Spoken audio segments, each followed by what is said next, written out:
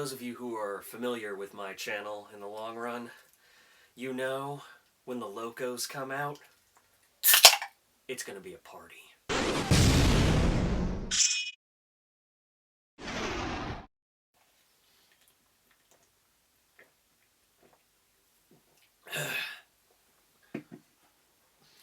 Alright guys, gals, and everything in between, I'm here today to review for you Space Jam: A New Legacy.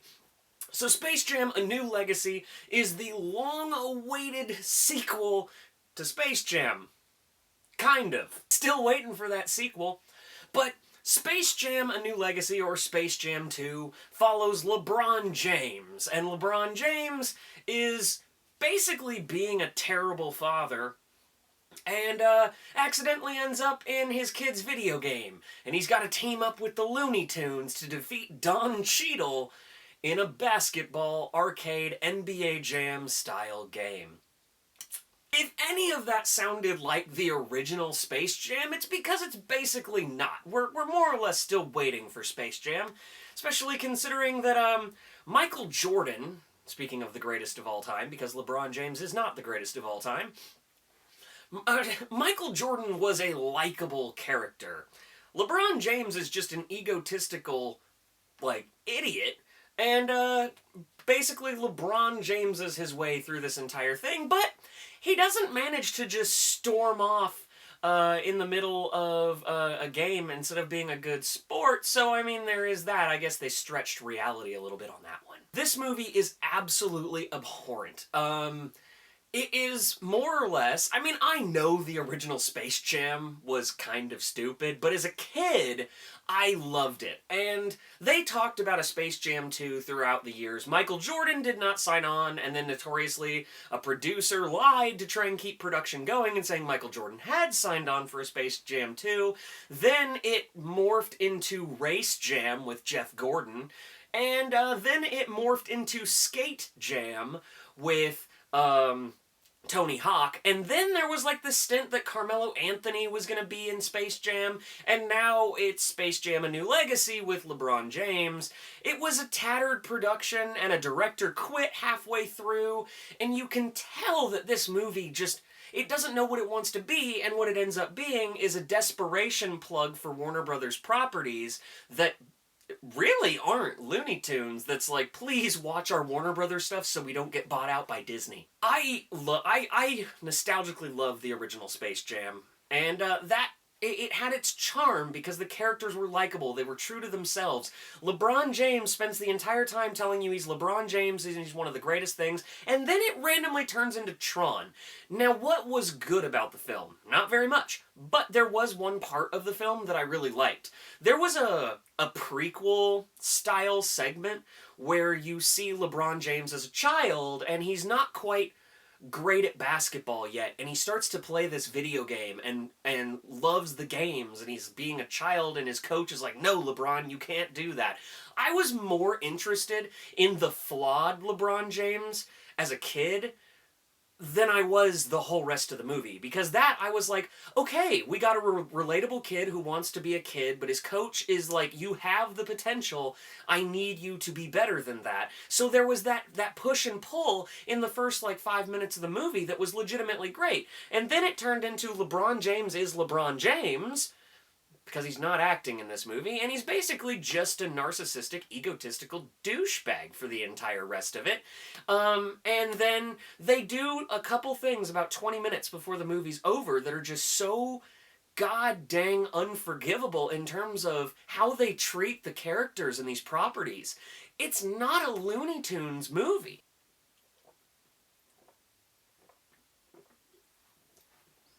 I mean, they're obsessed with pointless cameos. The amount of times they reference Game of Thrones, because guess what? It's on HBO Max. Oh, we gotta also reference, and have Pennywise the Clown in the audience, because Warner Brothers. King Kong in the audience, because Warner Brothers. Harry Potter's in the freaking movie. And it's so obsessed with these cameos that I'm sitting around going, oh shit, I guess they're in this movie now. Not a Looney Tunes basketball crossover. Basketball is like the final third of this movie. The rest of it is how many references can we put in there? They have some that I'm like, how dare you even compare yourself to that? I'm not spoiling anything because it really they have to recruit the Looney Tunes squad that's in the trailer, but they go to Warner Brothers properties that aren't Looney Tunes, and at one point they Photoshop LeBron James into an all-time cinematic classic, and I'm like, don't, no, absolutely not. It was so bad. I. And yeah, and then in the last like 15 minutes, they do a thing with the movie, and you're like, wow, that's bold of you, movie. And I don't know, of course, LeBron James, he can't act. Michael Jordan actually did all right with what he had because he was a charming, likable person. LeBron James, it's like he's looking down at everybody the whole time because how many lines can they shove in there that LeBron James is the greatest basketball player ever? God, you die if you played a drinking game on that. Just that alone. Because that's basically 2/3 of the movie. The animation, they don't even do traditional Looney Tunes animation for most of it. It becomes this weird, morphed 3D thing, and it's not good. I mean, this makes Looney Tunes back in action look like 12 Angry Men. I mean, this is a awful movie. And the only reason I watched it was because I was a fan of the original, and also I don't like LeBron James, so I was really hoping I could make some LeBron James jokes and, cry like a baby when someone casually brushes against you. Yeah, LeBron, I called you out on that. This is an absolute joke. Cinematically, it's not even filmed well. It is a studio.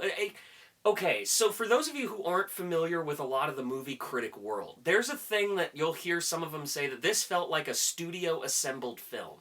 And this is textbook studio assembled film. You have your cameos because, oh, maybe that'll bring in more audience. You gotta have this beat, this beat, this beat. You cannot do anything different. You can't try and have good, like, decent cinematography. Don Cheadle in this movie, by the way, I mean, he's hamming it up because I don't think he cared because money, but, Don Cheadle in this movie is absolutely awful. He Jim Carrey Riddler overacts it, which I get.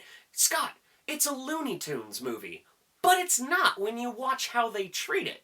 It's not. And so Don Cheadle's just kind of like, fuck it, and just does his thing, which, to Don Cheadle's credit, is not his fault. That being said, I wanted to punch him every time he was on screen because his character was so obnoxious. Aside from that beginning part, which actually, to its credit, I would have been more interested in a Space Jam movie where a kid has to learn to be a great basketball player with the power of the Looney Tunes. That would have been a better story. And of course, I would have loved to see Michael Jordan come back. But if you had a story about a kid who just really wanted to be the best basketball player ever, and then the Looney Tunes help him do it, yeah, that would be perfect. Also, Space Jam. It's not Space Jam. It's literally the movie Tron, but with some Looney Tunes characters and every Warner Brothers property that has ever existed. They're never in space. They're never in any of that. Because that was kind of a cool little novelty of like alternate dimensions and outer space in the original Space Jam. This one, no, you go into a computer server. The movie is Tron. It's Tron. Just go watch Tron. That's a good movie. That is a legitimately good movie. And Tron Legacy. I will fight people over that movie. It's not Space Jam. It should never have been called Space Jam because it's not. They should have just called it Looney Tunes versus LeBron James. Or some stupid title. Then again, it wouldn't matter anyway because the movie would still suck. I'm so annoyed at this movie. And I don't delve into spoilers in my regular reviews, But there's a thing that happens about 15 minutes before this movie's over that I'm like, how dare this movie have the ego to try and pull that off? And, I mean, they circle back on it in, like, the last 30 seconds of the movie, by the way. But how dare you try that? That's just egregious and awful. And the voice acting, I mean, it's fine. All of those characters are fine. But this movie is literally just a walking billboard for every Warner Brothers property, and it's not a Space Jam movie. I'm still waiting for Space Jam 2. Michael Jordan, can you come back and save this, please? Oh, I'm not going to talk about this movie much more. I can't, because I'm gonna get way too angry, and then next thing you know, I'm gonna be just uphill the whole day. Especially since I think I have to actually watch another movie today that it probably won't be good. But yeah, again, this movie is, I mean, of course it achieves garbage rank. But I actually want to call this, again, I stand by it, a cinematic butt fucking. Alright guys, gals, and everything in between, were you somehow impressed by this movie? If you were, please make a compelling case in the comments section. I will read it, and I will be blown away, and wow, my dogs are going to bark at the very end of this review. Very nice, very nice. Thank you puppies. Thank you puppies, I love you to death. But don't forget to like and subscribe. I got plenty more videos coming to you. Love you guys.